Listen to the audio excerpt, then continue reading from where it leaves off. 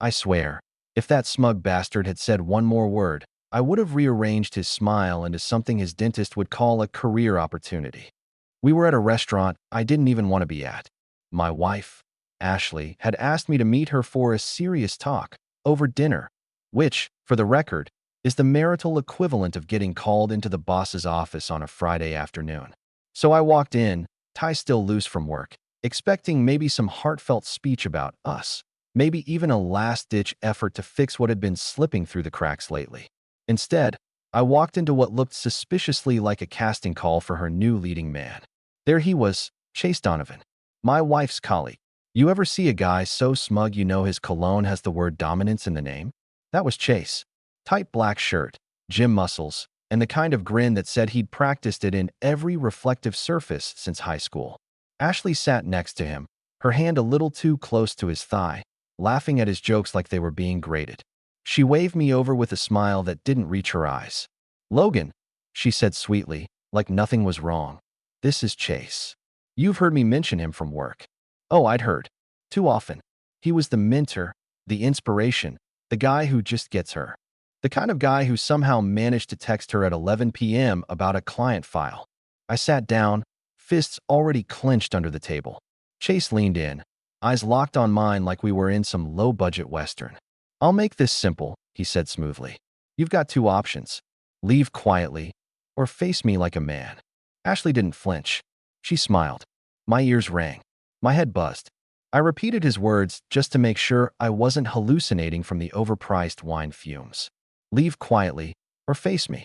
They wanted me to roll over, to nod politely, walk out, and let them play house while I went home to Netflix and self-pity. So I smiled back. "You want your teeth whole or in pieces?" Yeah, that's when dinner stopped being about food. When I got home that night, the house felt off. Not the furniture, not the lighting, something else. Like the air itself had been rearranged. Her perfume lingered in the hallway, but it wasn't just hers. There was another scent. Musky, arrogant.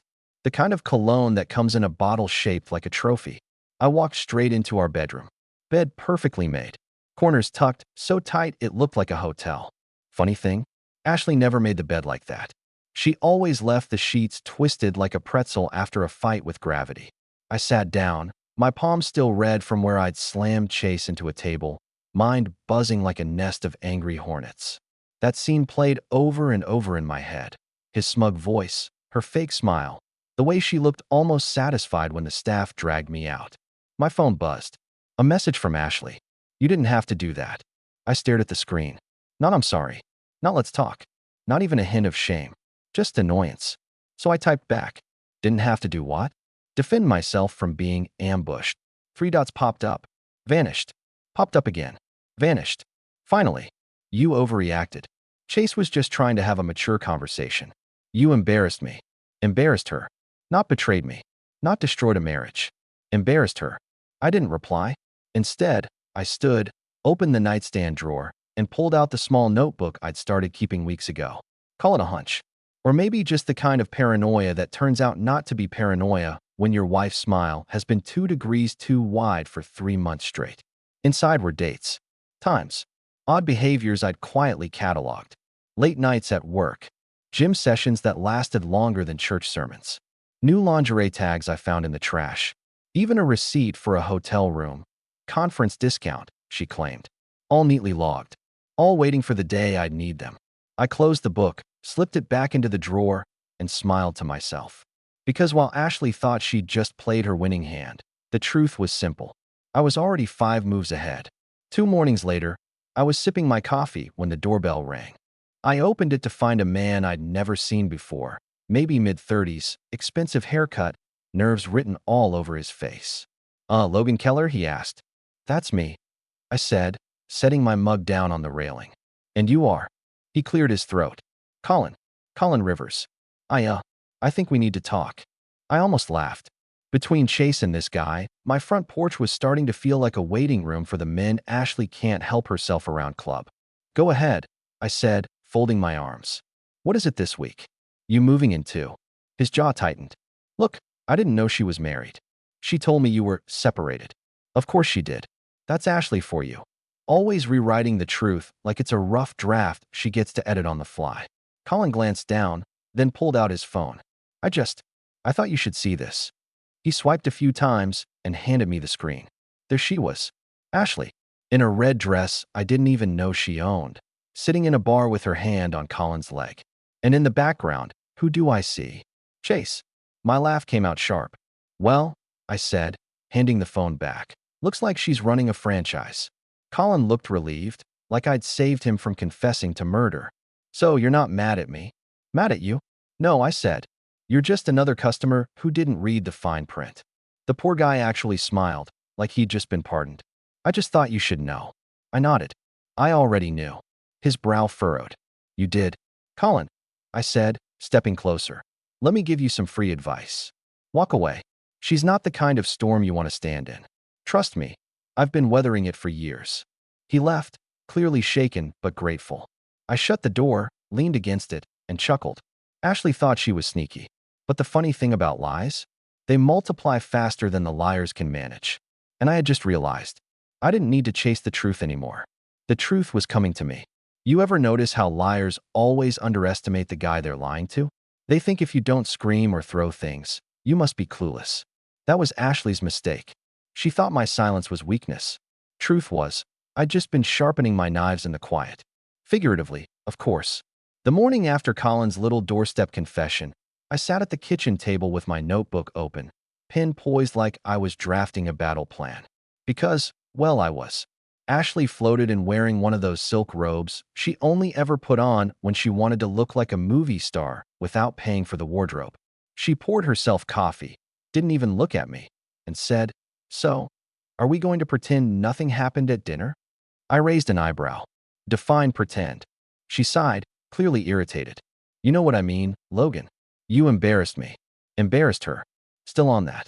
She stirred her coffee, the little silver spoon clinking like a metronome.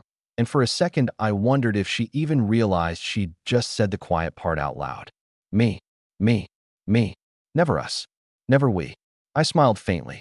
You're right, Ash. I could have handled it better. That threw her off.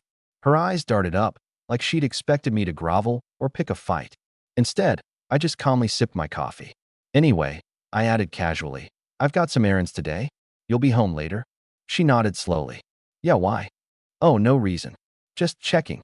She left it there, though her eyes lingered a second too long, trying to read me. I gave her nothing. That was my gift to her. Silence. The kind that makes liars sweat. The first move was subtle. I opened a new email account, one Ashley didn't know existed. Then I called up an old buddy from college, Mike. The guy was a tech wizard, the kind of friend you don't talk to for years, but when you finally call, he answers like no time passed. Logan, man, it's been forever. How's life? Complicated, I said, and left it at that. I filled him in on the basics, and his chuckle on the other end told me I wasn't crazy for thinking Ashley's colleague dinners were more than about work. What do you need from me? He asked. Not much, just a little insurance. Mike set me up with software that mirrored Ashley's text messages to my email. Nothing invasive, just enough to know when she was lying about working late. And within 48 hours, the feed was buzzing. On Wednesday night, Ashley texted Chase. Dinner at La Vida. Logan thinks I'm at a committee meeting. I almost laughed. A committee meeting. That was her go-to excuse. In fact, the only committee she was serving on was the one for Worst Wife of the Decade. I didn't text her. Didn't call. I just drove down to La Vida, parked across the street, and watched through the window as Ashley leaned across the table, laughing at something Chase had said. She reached for his hand. He didn't hesitate. And me? I just sat there in my car, chewing a piece of gum like I was watching a sitcom rerun. Because here's the thing, I didn't feel rage anymore. Not even heartbreak. Just clarity. If she wanted a performance, fine. But the curtain call was going to be mine. The second move was financial. Over the years, I'd let Ashley handle the little things, groceries, the occasional boutique shopping spree. But the big accounts? The mortgage, my 401k, the savings? All under my name. She never bothered to ask for access, too busy buying shoes or whatever new skincare miracle she claimed wasn't a splurge.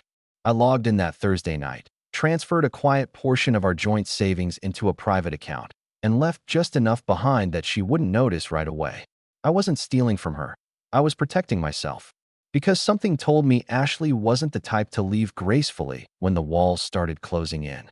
By Friday, my notebook looked like something out of a detective show. Dates, times, screenshots, even notes from Colin's little visit. And every page was leading to one conclusion. Ashley thought she was the queen, but the board was mine. That evening, she came home late, hair tousled, a faint trace of cologne on her blouse that wasn't mine. She caught me sitting in the living room with a book, the picture of calm. "Sorry I'm late," she said quickly, dropping her bag by the door. "No problem," I said without looking up. She blinked. "No problem. None at all," I said, turning a page. She didn't know what to do with that. For a woman who fed on drama, silence was poison. Saturday morning, the cracks started to show. She was in the kitchen, scrolling her phone like she was waiting for a message. I walked in, poured myself coffee, and said casually, "So, how's Chase these days?" Her head snapped up. "What? Chase? You mentioned him the other night." Her lips parted, searching for a script. "Oh, he's fine. Just busy at work." I nodded slowly. "Good to hear." Then I smiled. The kind of smile that said I knew more than I let on. And she froze, just for a second, but I caught it. The kind of hesitation liars can't mask. That afternoon, I called Colin. "You were right," I told him. "She's not separated. She's married. And you're not the only one she's been entertaining." He swore under his breath. I knew it. "Damn it, Logan, I'm sorry." "Don't be," I said. "Actually, you might be able to help me." So we talked. For an hour. He told me everything he knew, times, places, little lies she'd fed him. By the end, I had enough material to fill a courtroom if I wanted. And that's when the blueprint was finished. Sunday night, Ashley came into the living room wearing that same silk robe, glass of wine in hand, acting like the queen of a castle she didn't even own. She plopped down beside me and said, "We need to talk." I closed my book, met her eyes, and said, "You're right. We do." She tilted her head, expecting me to beg or argue or maybe even cry. Instead, I leaned back, smiled faintly, and said, "Tell me, Ash, how do you think this story ends?" The way her face froze told me one thing. She had no idea that the ending wasn't hers to write. If you want to catch a liar, you don't yank the mask off their face. You hand them the scissors and let them cut the straps themselves. That was the plan. Ashley thought she was living in a soap opera. Me, the gullible husband, always a step behind while she danced with her colleagues and came home smelling like a Macy's cologne counter. What she didn't know? The season finale was already written, and I had the script. It started with a small seed, one I planted over Sunday dinner. She'd made her famous lemon chicken, the kind she only cooked when she wanted something. She poured herself a second glass of wine before I'd even finished my first. "Logan," she began, voice soft and practiced. "I've been thinking, maybe we need a break. Just some space to breathe. It doesn't have to mean anything dramatic." I chewed slowly, gave her the kind of nod people give motivational speakers at company retreats. "A break, huh? Sounds interesting." Her eyes flickered. That wasn't the response she expected. She was waiting for a blow-up, maybe even a begging session. Instead, she got calm curiosity. "Yeah," she continued, watching me carefully. "Just some time apart. I feel like we've drifted." "Drifted?" I repeated, tasting the word like it was a new wine. "Well, Ash, if that's how you feel, I don't want to stand in the way of your happiness." She blinked. Twice. Then forced a smile. "Exactly. I knew you'd understand." I smiled back, all teeth. "I always do." And just like that, the first domino tipped. The next day, I made sure she had a reason to believe I was distracted. I stayed late at the office, ordered takeout for myself, and left her a polite text. "Don't wait up. Big project. Be home late." She didn't reply. Not right away, anyway. But when I checked the mirrored text feed later that night, there she was, texting Chase. "Logan's at work. You free?" Hook, line, and sinker. On Tuesday, I called Colin. We met at a little cafe across town. He looked like he hadn't slept in days. "She's still talking to him, huh?" he asked, stirring his coffee like it owed him money. "Still?" "She's scheduling dates like she's running a catering business," I said. He let out a bitter laugh. "Unbelievable. She told me you two were basically done." "That's her style," I said. "She builds her house of cards on half-truths and then gets surprised when the wind blows." We talked for an hour. He shared details, places they'd gone, things she'd said. My notebook grew thicker. Every line was another nail in her coffin, though she didn't know it. Before we left, Colin asked, "So, what's your plan?" I leaned back, smiling faintly. Let's just say, Ashley's about to learn she's not the only one who knows how to put on a show. By Thursday, the house felt different. Ashley was humming in the mornings again. She wore perfume to run errands. She even bought new lingerie, tags still on. I didn't ask questions. I just logged the receipts. Friday night. She came home late, smelling faintly of that musky cologne again. I was sitting in the living room with my laptop open, pretending to be lost in spreadsheets. "Sorry I'm late," she said breezily, dropping her purse on the counter. "No problem," I replied without looking up. She hesitated, then added, "The committee ran long." I finally looked at her and smiled. Committees always do. Her eyes narrowed, just for a second. Then she smiled back. But the seed of doubt had been planted. Saturday was the real test. Ashley announced she was spending the day with the girls. I nodded, kissed her cheek, and told her to have fun. She left in a red dress, the kind that didn't scream brunch with the ladies so much as auditioning for The Bachelor. I waited 20 minutes, then checked the feed. Sure enough, a message to Chase. "Room 314. Bring the wine." I laughed. Couldn't help it. She was making this too easy. I didn't follow her. Didn't need to.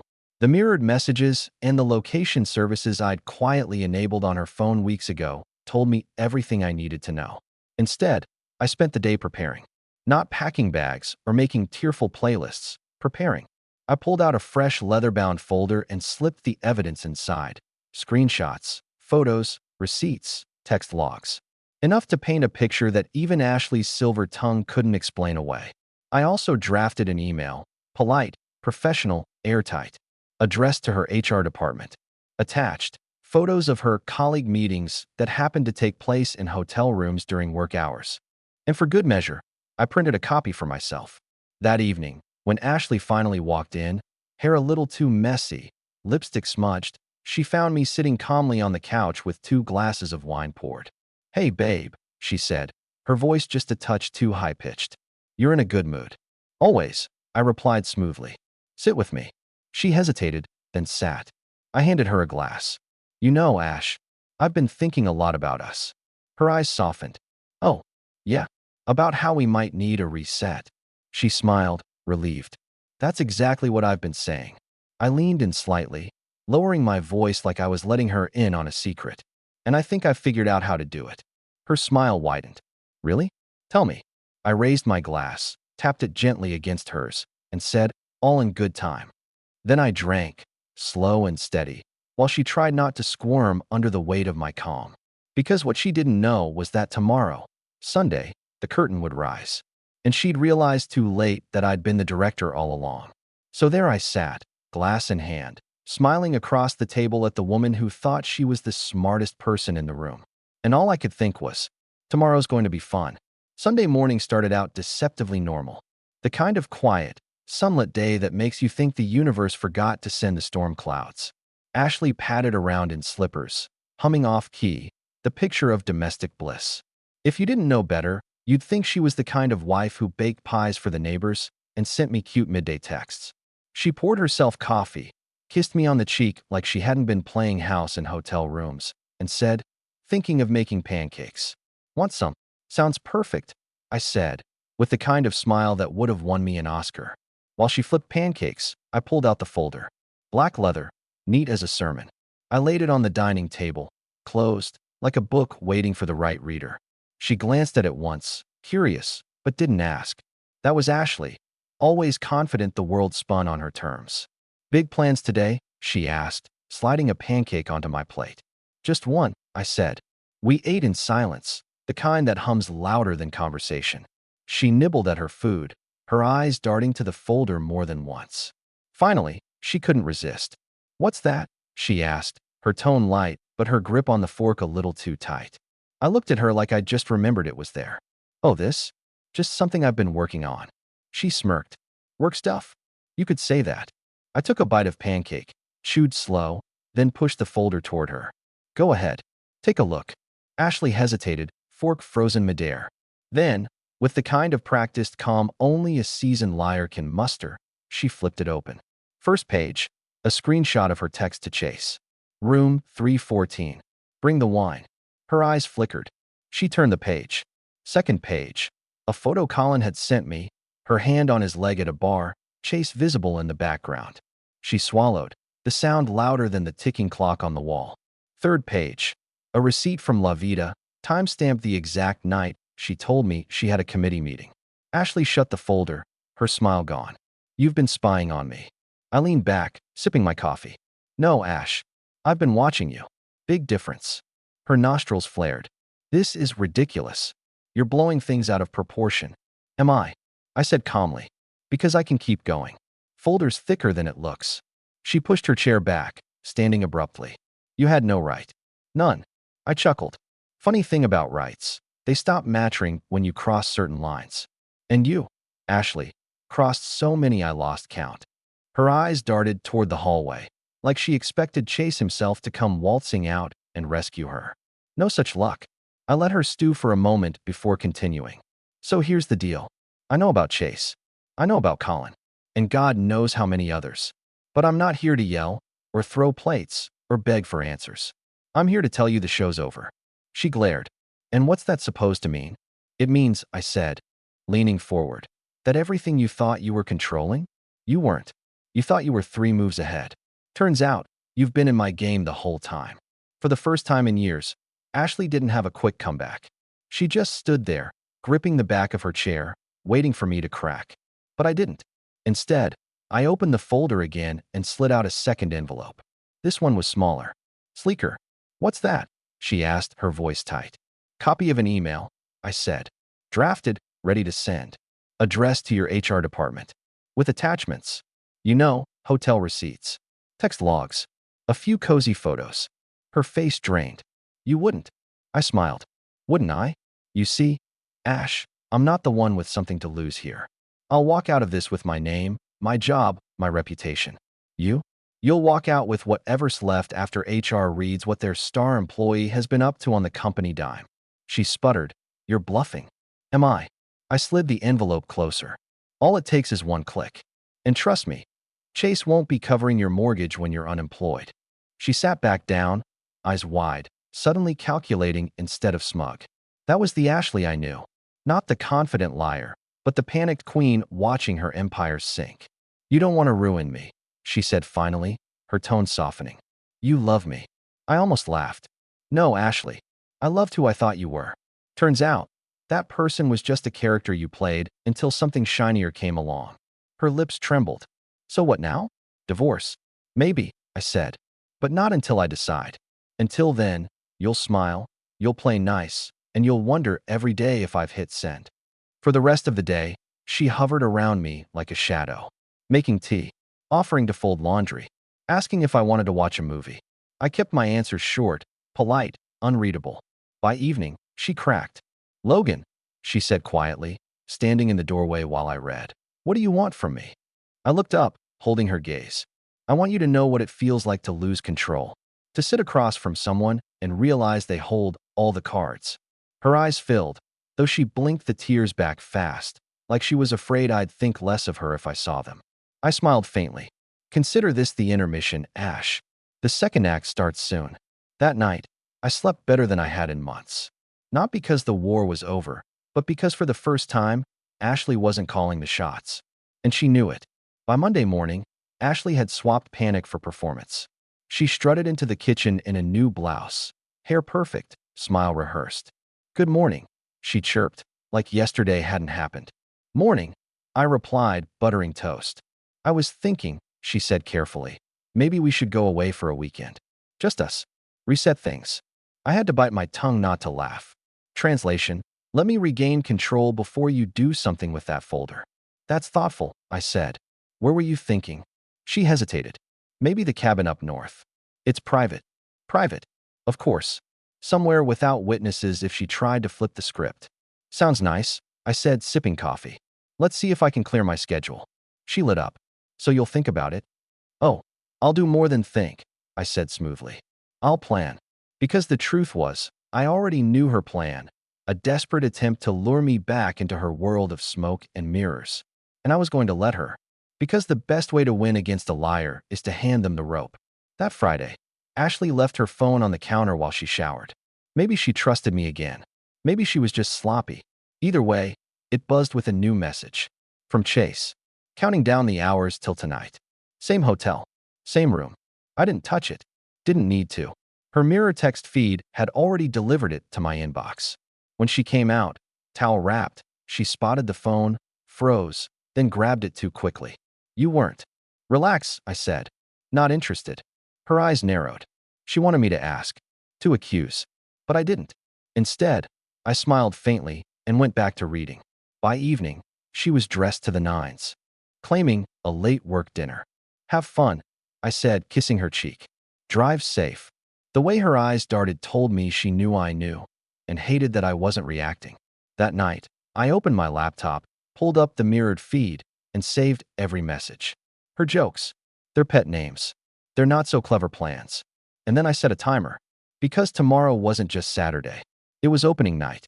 Saturday morning, Ashley stumbled in, hungover smile plastered on her face. Rough night, I asked casually. Just work, she mumbled, heading straight for coffee. I didn't mention the lipstick smudge on her collar. I didn't mention the hotel receipt sticking out of her purse. Instead, I waited until she sat down, bleary-eyed, clutching her mug. Funny thing, I said. I had a chat with Colin again yesterday. Her head snapped up. Colin? What? He reached out. Said he wanted closure. She tried to laugh it off. Oh, Logan. He's just bitter. Sure, I said. That must be it. Though, oddly enough, he had some photos I hadn't seen yet. Her hand froze halfway to her mouth. I slid an envelope across the table. She didn't open it, not right away. She just stared at it like it was ticking. Go ahead, I said softly.